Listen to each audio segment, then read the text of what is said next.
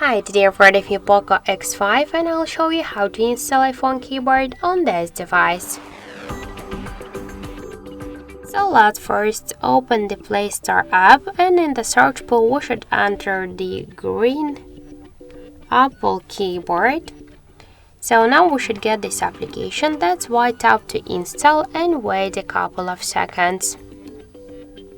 After that, tap to open the app, click Enable in Settings, and near green Apple keyboard, tap to the switcher, click twice to OK and go back. Then tap to switch input methods and switch your currently keyboard to the green Apple keyboard. Tap to OK. Now we can see that it's finished. And here let's just check some searches. For example, to see the new look of our keyboard, and we can see that this keyboard is so close to the iPhone one as all of these emojis.